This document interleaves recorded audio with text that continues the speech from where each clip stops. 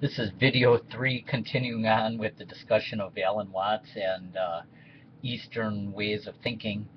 I just have all these terms on the board, and we're just kind of plowing through them and just having a general discussion. Um, we talked about in the last video losing the ego, and possibly only through death. Death is how you could actually lose the self and the ego. And Ayn Rand really opposed this way to thinking. She thought it would be a pursuit of destruction of man, that you were pursuing losing the self. And she thought this probably, yeah, she did think this was an evil way of thinking. So that's just really interesting that I like Ayn Rand, and I also like this whole study of reality. I think she would have no problem with the fact that, yeah, there is this study of reality, because she would be interested in that as well as science and so forth. She didn't believe in a God, but this losing of the self, she really thinks is a dangerous way to view reality. So just I kind of find it interesting, given that I like Ayn Rand so much, and I like Alan Watts' way of thinking as well. So uh, keep moving on here. Um, Quantum mechanics, a lot of that, and there's been books written. Uh, Buddhism and Eastern way of thinking has been going on for hundreds of years, and quantum mechanics seems to be bearing out and proving that this way of thinking, this idealistic way of thinking, is the true underlying nature of reality. You have wave particle duality, um, that particles exist in this wave state of potential, and don't come into existence until being observed. So Alan Watts would call this uh, prickly and goo. Um, we as um, living human beings are always into the particle, defining it. Yeah, then our knowledge is in symbols and words and concepts and numbers, but in fact, the underlying nature of all of reality is more of this goo, this wave-like potential that is just more interesting and more artistic. Um, so that's kind of interesting that both of those exist. The Ayn Rand way of thinking would be only to concern yourself with the particle, the concept, the symbols, the real world that we live in. Yeah, she appreciated science, but this wave particle duality and the fact that particles were living in superposition and entangled and so forth, I don't think would necessarily interest her as much, because she was so concerned on the way we live our lives on Earth through productive means. Uh, that was the way to attain happiness here on this limited Earth.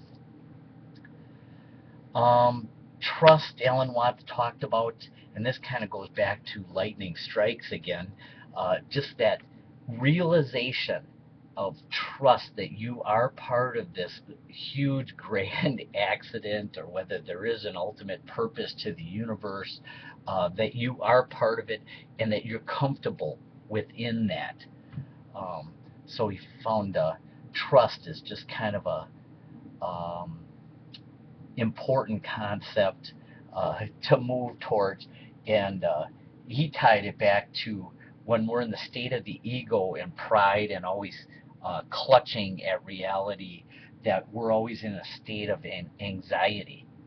And the more that you get out of that into like these events that I talked about, playing that great classical music, where you become one with the event, then you move more towards this relaxation, trust uh, within within your existence.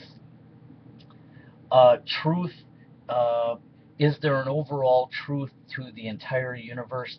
you have to say, yes, there is. There is this one universe here on Earth, eternity, all of this. There must be some grand truth to it all, um, but we can never know it. And this goes back to change and the elusiveness of it. And this really is a core belief of Eastern thinking, that you could never get to the bottom of it completely, because there is this eternal change, and it is this mystery, and it'll always be a mystery. No matter how far you walk down this path, there's always going to be more to know, and more um, beauty and surprises to the universe. And oddly enough, this word mystery is a root of the word mysticism, and a lot of uh, this has been termed over the centuries and so forth as Eastern mysticism, that this transcendent reality is so elusive. Um, One of the goals of Eastern philosophy is to attain a state of nirvana by losing the self ultimately. They talk about an eightfold path, using a Zen master, going through um, goofy experiments and so forth, uh, and games and so forth, and winding back up where you're at the eternal now all the time. So there is this seeking all the time, but you're seeking a mystery that you can never find. So you end up back where you started from. So it's this round and round, but all along the way, appreciating the nows and the change, and that every day is different, every moment is different. As a matter of fact, every moment in time is its own unique moment, and there'll never be another moment like it in time. So to appreciate the magnitude of that is is one of the keys to Zen. Um, Again, seeking to shed the limits and shed the ego leads to a liberation and freedom, which ties back to this state of nirvana again. You have a free will, but even beyond that, uh, the more you start thinking in these ways, you start to break out of the limits. Our mind limits ourselves, existence limits ourselves through words and concepts. And the more you start to break out of this and view the world in this grand celebration, uh, you seem to move towards this state of liberation. Evil, I always end up putting this word on many of the videos that I do, because why does evil exist in the world? Well, Alan Watts would say that good can't exist without evil. Simple as that. Up cannot exist without down. We have this traditional view of God, that God is omnipotent, omnipresent, perfect in every way. Why would he create imperfect beings with evil in it? Um, the Eastern way of thinking would not have this view of God sitting up in a chair as a ruler over the masses, but more that you're all part of this grand scheme, where again, life and death and good and evil is simply the way it is, and cannot be any other way.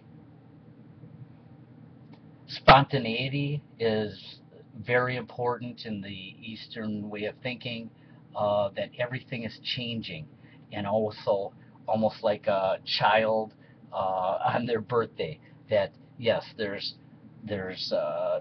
something new on that day, something awesome on that day, and we're just going to do whatever we feel like doing, and enjoying that moment in and feeling comfortable in that type of environment. art, uh, art is important in the sense that it depicts the beauty of the universe, and that it's unexplainable, it's transcendent. Art cannot be defined, cannot be limited. Good art, you may even say, what does it mean? And the artist would never say what it means, similar to how the universe is. Moving on to other points on the board here, just bullet points, just plow through them. Limits, again, our mind limits. Jonathan Livingston Seagull talks about how can we break out of the limits. They would say by shedding the self and viewing reality in a different way. The mind, does that tie back to the self? We've talked about that in the past. Is the mind the self? Uh, Ayn Rand would say that is our most powerful and most important asset to be used here on Earth. Laughter, I think, is so important in Zen, that in a way the universe just seems nonsensical. Um, and to be able to laugh at yourself and at life and enjoy life and just continue to go with the flow, I think is so different than a lot of the other religions, which are so serious that you need to be a certain way or you're going to burn in hell. This is just a complete acceptance, lightning strikes, a trust in reality and existence. Zen proverbs, uh, there's one mentioned in Metaphysics of Being. A lot of them have to do with going back to enjoying a moment in time and a realization and not having fear. A moth flies with no fear and then is burned in a light, in a flame. But prior to that death, had no fear and had the complete joy of flying prior to that. So there should not be this fear of death or fear of the future. Suffering. A lot of the suffering seems to come from the clutching, the biting of our existence, that we want to quantize it. We want to put it into concepts. We want to achieve. We want to get from A to B, so that the ego creates this anxiety. And that's at the root of a lot of the suffering, as opposed to just the contentment of existence as you have it. Leads to the naturalness that you feel within nature, the way things are. Honesty is so important in this Eastern way of thinking. Truly digging deep into the reality, into the self. Does God exist? I don't know. Nobody knows. Just being completely honest and finding that place, your place in existence, that you can feel this complete trust with yourself and comfort and relaxation within all of that. To be involved in this way of thinking, you have to have an interest in it. A lot of people's disciplines that they choose in their life, they're forced in. You need to be an accountant, you need to be a plumber, you need to be this or that. And they can have miserable existences because they don't have that interest that goes back to appreciating every single day. So if you were to get into this Zen way of thinking, you really have to have an interest and a motivation, that you would want to study reality and the self and being a passion for it, really the way that I do. Not that I know as much as Alan Watts or Dr. Suzuki or um, any anybody else, but just I enjoy going through these things, making videos um, and talking about this and learning about it. It's as simple as that. So is there a discipline and a study to it? Yes, there is, but there isn't.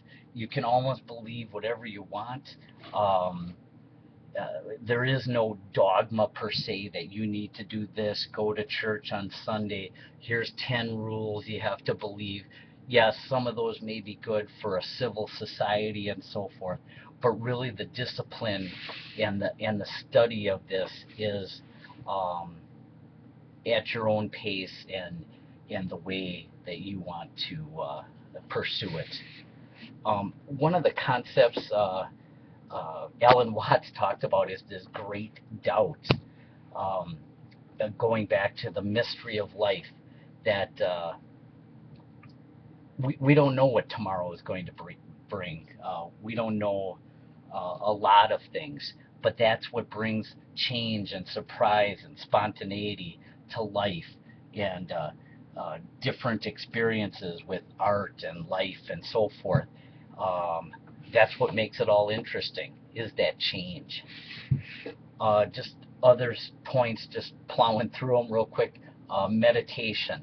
Um, I don't get into meditation personally, but many do because they feel that in that silence you can get really in depth without the noise of everyday living, having to worry about that type of distraction.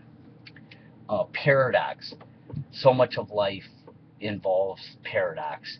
The more you dig into it, the more things don't seem to make sense. How can a finite set um, incorporate an infinite amount of points and all the Escher tilings and paradoxes that are out there? And Alan Watts would say, because of that, don't worry about the seeking. Um, Enjoy the ride. Um, here's a this says this sentence is false. This kind of points that out. If this sentence is true, then it's the opposite. It's a paradox because it says this sentence is false. So it's that round and round that we're constantly going at, and it's almost some would say this form of insanity and irrationality that you can't really get to it. And Ayn Rand would just go nuts with discussions like this. She would just say, A is A, this is what we're doing, and all this is just complete waste of time.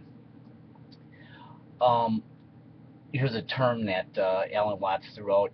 Uh, Pursuing Zen is like you looking at you. Um, it's so odd to think that we can't find and define reality and ourself and God and being, and we're all a part of it. So they would say it is what it is. Yeah, we don't know the entire knowledge of everything, the grand truth of it all, but we can still enjoy this ride, and with the realization that you'll never uh, know that overall truth.